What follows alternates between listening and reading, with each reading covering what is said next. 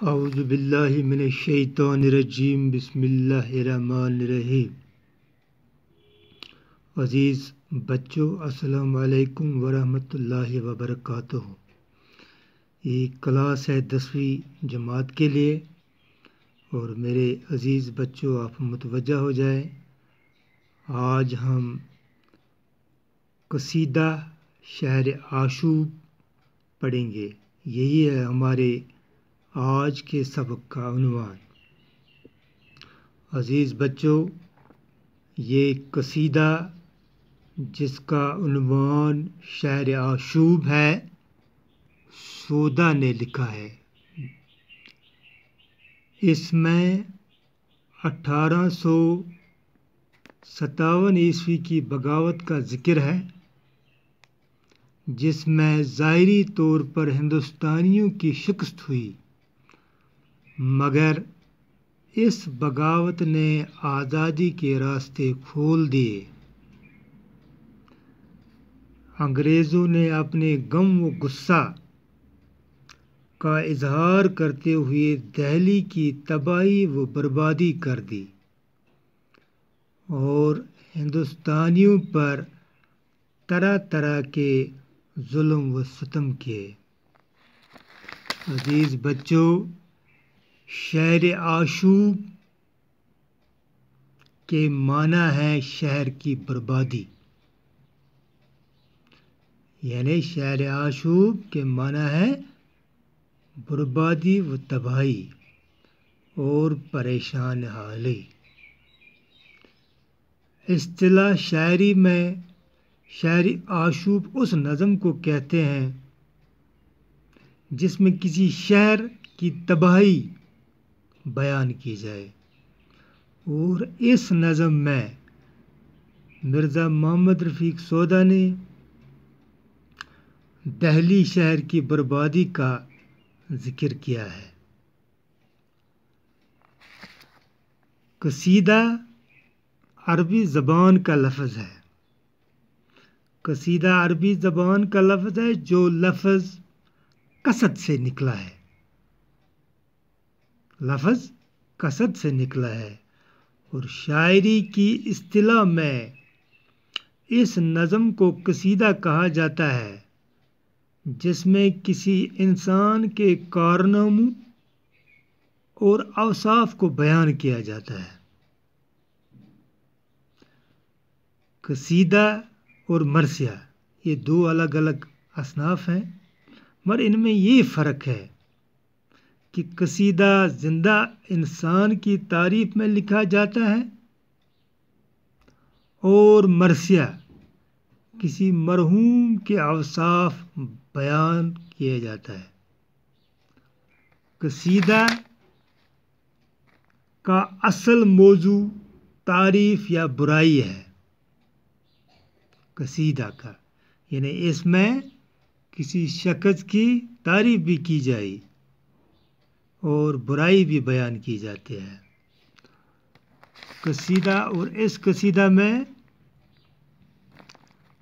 دلی شہر کی بربادی کا ذکر محمد رفیق سودا نے کیا ہے۔ تو پہلا شعر ہم پڑھیں گے۔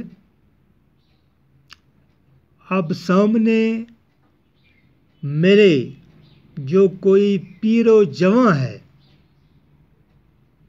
اب سامنے میرے جو کوئی پیر و جواں ہے، دعویٰ نہ کرے کہ یہ کہ میرے منہ میں زباں ہے۔ سودا اس شعر میں فرماتے ہیں کہ میرے سامنے بوڑھا اور جوان، بوڑھا اور پیر و جوان، بوڑھا اور جوان وہ یہ دعویٰ نہ کریں کہ میرے منہ میں زباں ہے، یا میں بھی کچھ کہہ سکتا ہوں، یعنی میرے سامنے کسی کی ہمت نہیں وہ اپنی زبان کھولے، دوسرا شعر،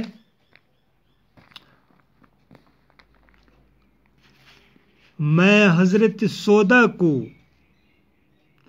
سنا بولتے یارو، میں حضرت سودا کو سنا بولتے یارو، اللہ رے کیا نظم بیاں ہے۔ سودا فرماتے ہیں اے دوستو، اے میرے دوستو، میں نے حضرت سودا کو شعر کہتے ہوئے سنا ہے، اللہ اللہ اللہ اللہ، سودا کی نظم کیا خوب ہے، اور اس کے بولنے کا سلیقہ اور انداز بیاں کیسا خوبصورت اور شیریں ہے سودا کا۔ تیسرا شعر ہے، اتنا میں کیا عرض کہ فرمائے حضرت، آرام سے کٹنے کی طرح کوئی بھی یہاں ہے۔ اس میں شاعر فرماتے ہیں میں نے صرف اتنا عرض کیا کہ حضرت آپ فرمائیں کہ اس دنیا میں کیا کوئی ایسا شخص ہے جس کی زندگی آرام سے گزری ہو۔